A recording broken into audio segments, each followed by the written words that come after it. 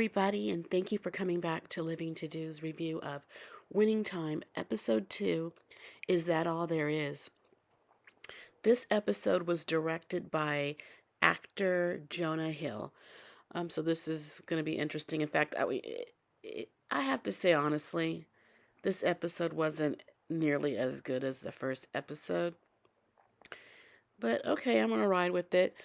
Before I begin, I would like for you to like and share and comment on this video and subscribe to this channel.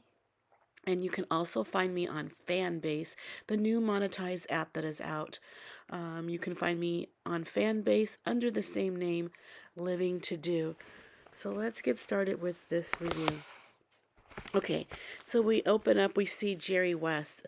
I guess Jerry's behavior is kind of explained by his current adult behavior. It's explained by his childhood.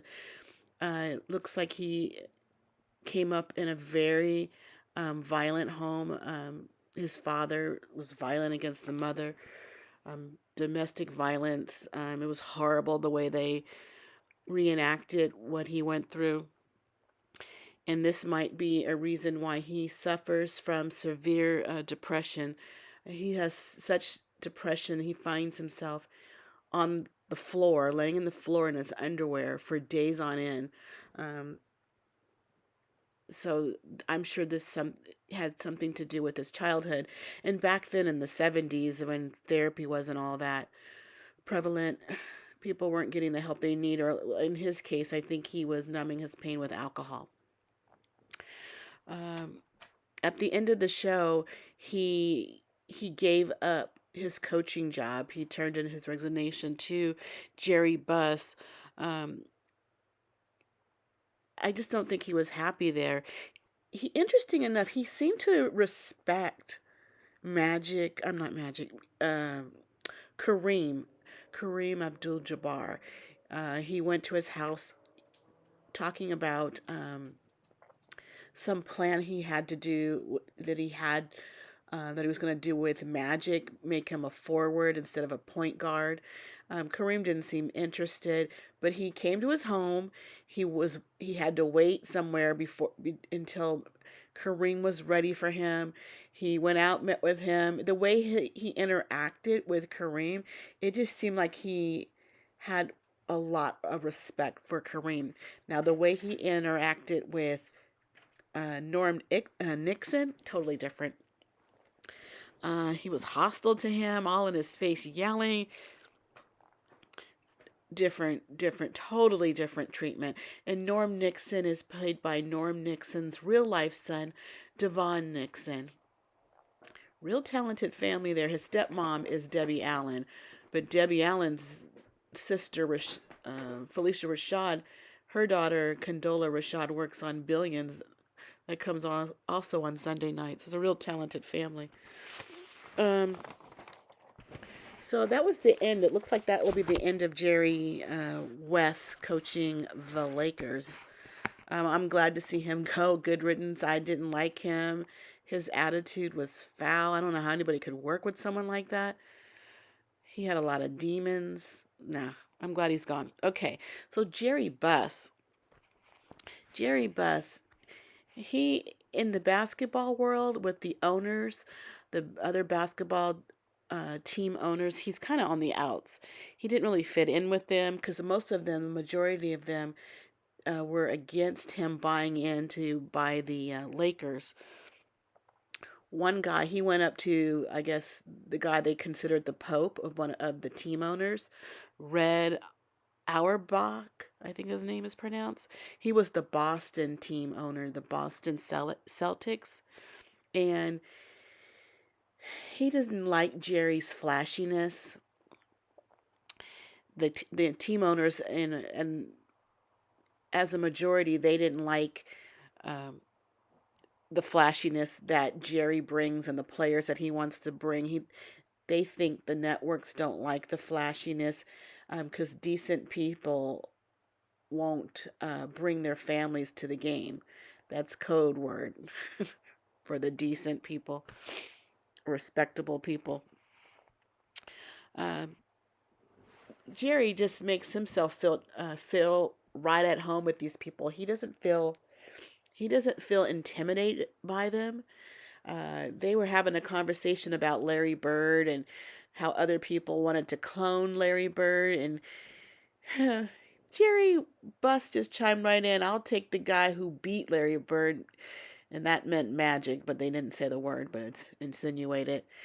That's the kind of people, they didn't want on their team. They want people like Bird to cheer for and get all the love of the city and whatever, the admiration of the people and the fans.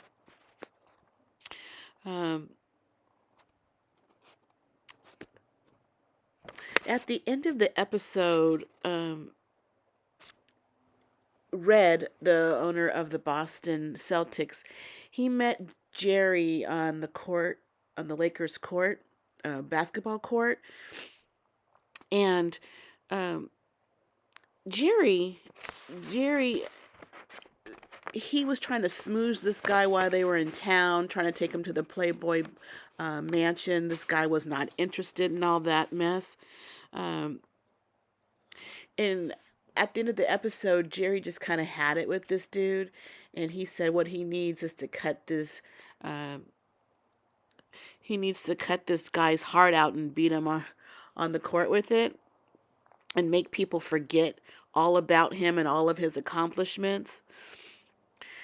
That just Red was he was real cool about it. He just dropped his cigar or cigarette, whatever he was smoking, on the court, on the Lakers court, and smashed it right there and walked off. And I think that was the start of the Boston Los Angeles Lakers rivalry. He was being uh what's his name? Bus was being disrespectful, so Red was being disrespectful on back. He's from Boston. They got all that talk. They got a lot of bark and no bite up there. And I'm so glad we got rid of smoking indoors. All through this show, you see people in their offices smoking. I'm glad that's not allowed anymore. We show Magic back in Lansing, Michigan. He's having a farewell party. And he's talking to the camera saying it's not about the money, it's about the love. And people are all there in the neighborhood, family and friends, to cheer him on and celebrate him, um, sending him off to Los Angeles. At the party, they had a couple of stars out there. They had comedian Earthquake playing Mr. Leroy, and they had Donnell Rawlins, the comedian Donnell Rawlins, as Mr. Earl. They made appearances at the cookout. Um, Magic loved it because he loves the love from the people. I remember that of him. It seemed like he really enjoys people. Um, and so he wasn't doing it for the fame and fortune, he's doing it for the love. So he does something nice for his mom. He buys her a nice tub and she doesn't appreciate it. He tries to surprise her and she just looks at it and downplays it all. And she's saying that she likes her old tub better. She was happy with that. And Magic is mad. He's trying to do stuff nice for her, but she just poo-poos it. She's like, whatever. I was happier with my old tub. Now this tub has all the little jets and stuff like you see in the commercial. I think the Calgon commercial. And it's really crazy because she acted like she wasn't happy with the tub, but when she's talking to her friends, she plays it up real big that, oh, my Irvin got me a tub that you see on television, and they're all happy for her. And he sees her being happy amongst her friends with something he got her, but she can't show any enjoyment or happiness with him. I don't know. I know the same. I have a mother just like that. I know what he goes through. I don't know why they do that, but it is annoying. Um, we also see Cookie coming up to the cookout or the farewell party for Magic, but she brings a date, Brian from church, and Brian is someone she also works at the shoe store with, and you know you can tell that Magic is somewhat in his feelings. He gives this long hug to Cookie like he is not even standing here, their boyfriend. and the boyfriend is called off by Magic's mother, Christine. So Magic is talking to Cookie. The two of them are a little bit alone. And he's asking, why did you bring this guy? You trying to get under his skin? And she says, what am I supposed to do? You're leaving. I'm going to live my life, and you're going to live your life. Um, Later, Magic sees, I think, because he sees Brian at a after church one day, uh, and after church, there's a donation plate or table, and Brian is standing right in front of the donation box. And the minister is asking for some money. I guess they get a window pane or something for the church. Magic has, oh, no problem. He puts a wad of cash. He's trying to put it in the donation box. But instead, he acts like the wad of cash is just too big for the little sliver hole in the donation box. So he puts it in Brian's coat pocket, taps him on the chest. And that's to humiliate Brian, because he doesn't make that kind of money. He sure doesn't make that kind of money to donate to somebody else, and it's not going to bother his pocket. And he gives his mother a kiss on the cheek, and right next to Brian is Cookie standing there, and he gives Cookie a kiss on the cheek as well, and he walks away, leaving, I know, Brian feeling humiliated. Now, what did this guy do? You're not going out with this girl. He can, she's free game, or what if she chooses, if she wants to go out with you, he can ask and she can say yes, but he has to humiliate this guy. Later, he sees him on the basketball court playing. He's in a ongoing game when Magic comes up, and he wants to play. Right off the bat, Brian says, oh no, we got the game already started. But somebody playing on the game has to go to work. So he gives Magic his spot, where Magic proceeds to humiliate this man again. And Cookie's in the on the bench, on the stands, watching the game. And while they're playing, Magic's trash talking Brian, saying that Cookie is his. He just humiliated this poor boy, making him just look bad in front of everybody. I mean, he's way taller than everybody playing. After the game's over, Cookie wanted to console Brian because, he's embarrassed, and he shrugs her off because he's embarrassed. He doesn't want this girl consoling him when her ex-boyfriend just humiliated him on the court. Cookie walks off, and Magic catches up to her, and he tries to get on her good side, hugging on her and telling her, that he loves her. But he wants her to leave Brian and get with him. And until she does, she can just see him on TV like everybody else. Oh.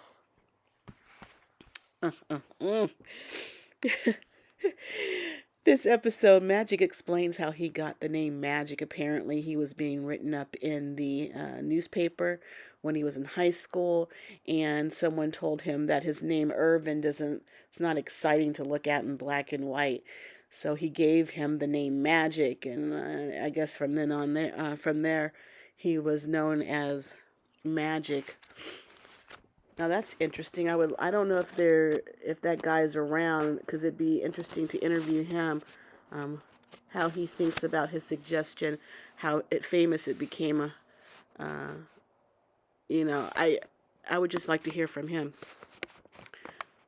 That would be interesting. Okay. All right. So we also see in this episode that Jerry Buss needs to generate money from the forum and for the team, because he's spending a lot of money. So he needs to be back in the black. I think he's in the red in the books. So what he's going to do, and what happened was, his daughter is working for Claire. She's the manager of the forum, and apparently she books 217 events a year at the Forum, and Jerry wants to book more events and get creative to, to sell the area, the stadium, um, to people to generate income. Interesting enough, Jeannie Buss, the way they played it out in the show, she was suggesting that they should put concerts at the Forum, but it's kind of downplayed because I guess the Forum was known not to have good acoustics for music. But Jeannie tries to sell it on the Forum um, as an event itself, like it's more of an experience. You're in Hollywood, I guess, build it and they will come type of attitude. So I guess that's how the Forum was doing concerts, generated money to keep the Lakers and the team and Jerry Buss um, above water when it came to their money. You could tell Jerry is not really good with accounting. An honorable mention was Sally Fields. It was in the show. She plays Jessie Buss, Jerry's mom. I guess she's an accountant, and she takes care of the books because she wants to keep the dirty laundry in the family, hiding stuff.